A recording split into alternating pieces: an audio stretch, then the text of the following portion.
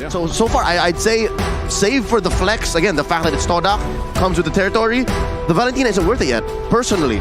There's not much he's picking up here. I think it's also to change the mentality of how Malvinas Gaming is going to draft, right? Yes. They don't want to give high-value ultimates over to Todak from this stage onwards in the second part of the draft. I mean, look at the ban so far. Malvinas Gaming is like, no gold lane, get rid of one of the strongest ones, all right? We've already got the carry. Naturally, Beatrix is going to go, but then we look at Todak and they're like, okay, they're going to be playing for the carry. They're going to be playing for their Farsa. Let's get rid of zone control. Let's get rid of ways for them to easily face check bushes. The only different like order that I would like to see from Todak from this is if they say they left the Valentina, they didn't lock in the Hayabusa yet, because maybe Valentina, goes into the jungle and then you locked in your marksman, right? You have that because you can see all those last two bans were focused on those marksman choices. That, you bring up a really good point here. There is a good chance that Hayabusa might get chucked down into the gold lane to try and trade against someone who's naturally short range like a carry. Or an XP lane. Yeah, or an XP lane. But wait, I don't want to go. Okay, well, let's not get theoretical here. Let's see what this pick is. As this ban, Cho gets locked in. Good peel coming in from Malvinas Gaming. Yeah, no, Roam Cho is all right. Again, Todak tried to choke it out, right? No Grok, no Estes. I think they were like trying to narrow it down to either a Cho or an Atlas, and they would rather just deal with the Cho. Again, pick off for pick off, and that's all right. Now, Todak, here we're going to finally see where that Hayabusa or that Valentina might finally go. Yep, they have to finish off their team composition here in the second phase. I'm excited to see what this is going to be, knowing how Todak likes to be wild. Irithyll, save. Give it a Momo. I would argue that Claude might be the better way to go. It's an argument. No, it's not. Oh! Surprise! I feel this is so annoying. Todak, they do it in the local leagues and they do it here. They're like, this? Nah. Let's take it a step further. I'd say this is a double swerve. They're showing us we can flex, but no, we're going to actually keep it close to home here. And here's an old school pick. I haven't seen Uranus in a while. Yeah, this is rather interesting. Okay, so we know that Chiku is going, at the very least, Chiku is going into the gold lane. Momo is going to be going into the EXP lane. No shenanigans here. I think it's so. I'm happy. I am happy that this is what's drafted here from Todak. I just want to see how it all plays out here, because even so, again, Valentina, you have a couple options. Feathered Airstrike. Now you have the Way of the Dragon. Still could help you. Still a great pick-off tool to pair with a Divine Judgment. But it's just two. It's just two picks. It's just two. It's true. And it's usually these two heroes, right? The Cho and the Farsa. You never get to see them out. They're usually hiding in bushes, and it's usually too late. So Todak have to play. They have to play on instinct, and they have to time their team fights better than they usually do. I'm not ready for this. I can already hear the chants here, but it's about to be time. The Malaysian representatives up against the Peruvians. It's going to be Todak up against Malvinas Gaming. Quickly, write down your predictions. Cheer for your favorite team as we jump right into the land of dawn. Smash them. Oh man, I'm excited for this one. I like both team compositions, like I mentioned, but at the same time, when will Rival be able to get to that point where Hayabusa needs to be to get those shadow kills off and just work around that? Again, 5-man rotation is going to be strong for them. Given the lineup that MVG is rocking here, I'd say if they don't give the respect that Rival demands, Harley and Joker are going to have a hard early time in the game here, given that Stefan needs to babysit them. Look at this. It's high and dry on Rival. So as long as there's only one of you around, best believe that feels like it's more than just one core item you need to build. This is so interesting. This feels like, long seasons past. Momo, he's just going to have to, sit on a stick all day while Chiku is having the time of his life as they have swapped lanes. It's a switcheroo, yes. Well, what this allows for Chiku to do is just dominate the Uranus. There's that range advantage. And then for Lapu Lapu, for Momo, is he doesn't even care. The carry doesn't deal much damage in the early game. You can dominate with your nukes, with your early game skills. Absolutely. I mean, look at this. They already got it half, but MVG, they want to go for something here. Can they actually pull it off? I mean, Yusuke, he sees what's going on, and giving that extra information to Chiku, I feel like Todak want to actually bring the fight to Malvinas. So I'm wondering how this is going to work, but here in the mid lane already, a shadow kill committed. No kill, though, for either team. Back to my question here, is this as actually valuable to give Momo that gold lane and allow Lapu Lapu to get those items faster, and then you have Chico here in the XP lane? It's on condition, right? Yeah, it's less about the items that they get and more of the interaction with the heroes and how they scale up into the mid game. Oh, beautiful! beautiful first blood here. And I mean, look at that. The entire gold shield has been ripped off by Chiku guys itself instantly. This is what I'm talking about. The tempo, you're going to keep on pushing it and forcing these movements from Malvinas Gaming so they at least have some form of control. Yeah. I mean, first turtle of the game, they do have that advantage.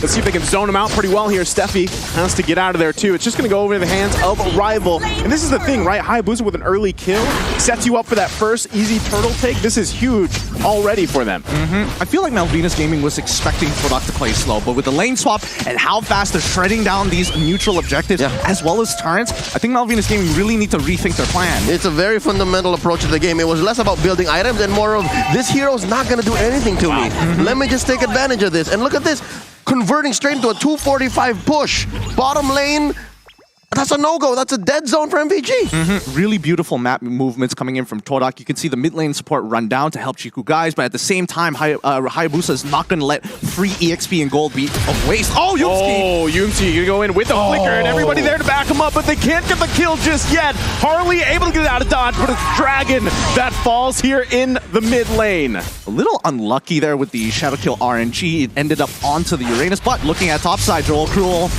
Joel Crew gonna try to get out. There's the flicker in with the kick as well. Chiku guys gonna fall here. Joel Crew picking up a kill. Yep, fight started and it was Chico guys who was actually ahead, right? Both on EXP and on gold, but they had the man advantage. MVG, they were just much, much faster. And this is what I was talking about. If Steffi can hide in the right bushes, he can actually catch off guard TDK and maybe shrink this early gold lead. 1.5 in under 4 minutes, that's actually pretty big. Yeah, no, I think it's just the foreshadowing that Steffi foresaw. It's like, okay, you broke a tier 1, where's the next move you're going to make? You are going to have to run through the river or walk through the lane to get to that top side of the map. Oh, fully stacked here. Steffi gonna get taken out right away with a shadow kill to follow up. Forcing Harley out here with wings by wings, but another kill going in the hands of Todak. And now here's another concept that we have to understand. MVG, Steffi, he has so much to deal with, right? He has to protect both Harley and Joel Crew, and now Joel Crew's down. Yeah, there's nothing you can do to get out of that one. So now, you have to consider, yes, he can find these ambushes, but where does that leave him? He might be trying to do too much. He's getting overloaded now. Yeah, I think right now MVG, they're not entirely sure how they should take, what approach they should take with Todak, because even though topside ticket is already broken, you can see that Hayabusa and Lapu Lapu taking the initiative to hover around the turtle in case Malvinas Gaming doesn't touch it. Yep, so this is Todak's game so far. The first 5 minutes, almost 4K ahead. It's Todak who's making the decisions, and MVG just following their pace. Okay, Leo, I think we need to talk about win conditions here, right? Because Malvinas Gaming, it feels like towards the later half, is going to have a bit of an advantage.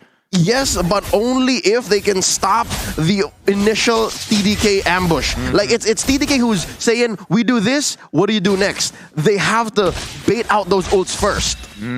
That's how it's going to happen in the late game. All right, it's about team fighting with 4K lead. Hopefully Malvinas Gaming, they don't lose their mid-turn, because with that, at least they have some form of safety moving around in their jungle. Well, I mean, not only that, but I feel like part of this was what we were talking about, the flexibility card that Todak likes to play here, right? And even so, when they switch lanes, I feel like that did something. Oh, Yomski gonna go in one more time. Steffi, though, able to survive. Rival finding Harley, though, gonna push them back into the jungle, and it's Joel Crew that falls. And now Dragon running as well. They might look for a crash down here. Conceal play comes in. Steffi falls. That was beautiful, and honestly, I respect it. And now the next one is going to fall with a complete wipe here. Joel Crew. I am surprised he was willing to flicker in for that. No, Gideon. You're surprised that Todak is this clean and this quick and this fast. No, it's expected. Come on, I don't want to be that guy. What do they call it again? There's a certain term. All right, let me stand up for this, put in some air in my lungs. It's called Todak Lunga! Exactly! See? So again, just in that one moment, right about 5 minutes in, 5:15, you saw how Steffi was trying to bait out the Divine Judgment. And that's, again, a little bit of a trailer or a teaser as to how late game's gonna happen. But you don't do that, not like this. Now with 4K ahead, you're losing. You wait until that shrinks. I think now it's even more solidified that they have to wait. But with 7K gold lead, 6 minutes into the game, so far this is the biggest lead we've seen. It's because of that blunder. It's because of that whole cha-cha that, okay, I think we can fight him. Just wait for the ult, wait for the ult. No, you're not in shape yet. So for now, for MVG to try to recover, what they can do is hold back, wait for Joker to get the items, and protect Harley as much as possible. Hide in your jungle! Hide in your jungle under your turrets! They're still going to go for it. There is going to be a trade here, though, across the board. Steffi for Yumski. So they're happy with finding a kill here, but still, is it going to be enough? They're still crawling from being whiplashed by Todak. I don't think that was as worth it as I would like to believe for Todak, mainly because Yumski had to use his flicker, and that's a very powerful tool, especially for Kaja players, to close that distance. I mean, yes, you would imagine that the initial gap closer would be good enough, but you need to combo it. So we'll see. I don't think they're going to do anything crazy until we do see Rival have his ultimate, and at the very least, Yumski has his flicker. Yep, looking at the items here, at least there's a Clock of Destiny on Harley, so all the more they have to stick to the late game plan. Clock of Destiny recently got reworked, so you get a little more stacks, a little longer the game goes. As for Dragon, I think Dragon is going to be key here to extending the game. He has to find another lane that he can force TDK to split up. That's what a Uranus does best, right? Like try to bait out opponents, and I think slowly, maybe after one more tank item, the Malaysians will be slowed down in their siege. So that's one way to do it. Just push one up, but no! Oh, they're going to crash down here with the Divine Judgment. Prince Fran quite low, but the way of the Dragon coming out on Chiku, guys. But meanwhile, Moon able to get his own. Harley falls. They're chasing back the Shadow Kill. Takes out Steffi, and it's for that fall for MVG. Beautifully played by Momo, able to cancel that Feather and Airstrike, really putting the pressure on Malvinas right now. And Dragon unable to get into the fight in time to slow down the front line of Todak. Yeah, no, and I think he used the flicker just to finish one hero off. The cancel was already done. It's like, I have my killer instinct, dude. I just need to flicker in. And now they're going to convert straight up into a turret. And yeah, see, look, so Dragon, you can say, Dragon, he's going up there. He's building up to at least some level of peel. This is crazy. An inhibitor turret in the base has gone down before that Lord has even spawned, right? That's just how much pressure TDK is putting here. And now Lord is up. This is a 10k gold lead 9 minutes in. Yeah, I think for Malvinas Gaming, this is a really huge mountain to climb, and especially in local MPLs, a 10k gold lead is pretty much death to a lot of teams this early on, pre-10 minutes. Rarely happens. Yeah, rarely happens as well. Well, I don't know. MPL MY is a little whack. Well, that's why. That's why it explains how Todak is just through the roof now. Look, even Yumski deals more damage than Harley. I'm surprised that Moon is top of the charts. He's kind of killing it. It's terrifying. It's terrifying. Yeah, no. He's in everybody's faces, right? So, given how far Moon has taken this and how much gold Rival is farming, this is also surprising, right? Because if I'm not mistaken, he's also taken away even MVG's jungle. Yeah, they're invading pretty often here. Are they going to sacrifice the tier 2? But the conceal. Divine Judgment going to come out on Prince Fran. And the Retribution, but still, they're going to just push them off. They don't want to do the Lord. There's nothing left for Prince Fran. He's more like a popper. And speaking of popping, Dragon! The Peruvian Dragon! More like the Peruvian Lizard! Just got popped. So it's tough. So again, I presented one alternative. Dragon should buy a part of the map, right? So that the rest of them can try to farm up, give items to Harley and Joe Crew. But it's so hard when Todak knows that they're that much ahead that they can Divine Judgment Dragon and it's all right. Yeah, and they also know that they don't need the Lord. The next inhibitor is about to fall. They are just naturally stronger.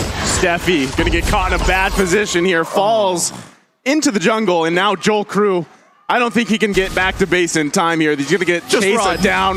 Momo coming in flashy style with the flicker. Not even needed here, but Joel Crew still on the run. Yumsi going to dash in here. This is one way to do it. Say what you will. Joker was going to die anyways, but he bought what? A solid 10-15 seconds. 10-15 seconds, but it's still rough. I mean, they're not taking Lord. If Todak wants to end this game, they just take Lord, they just run it down, and they can pretty much force a fight guaranteed underneath the crystal of MVG. I'm looking at a threshold of maybe 15 minutes. But if MVG can at least try to conserve themselves and stay alive up until 15 minutes, have at least maybe one more core item on Harley and Joel Crew, maybe. But that's the thing, like, who is your saving grace here for MVG, right? Harley, Joel Crew. Joel Crew is so far away from that. Harley, though, able to survive just a bit. Whoa, never mind. Chiku, guys, from the backside. Oh. Now they're going to find Joel Crew as we were just talking about him.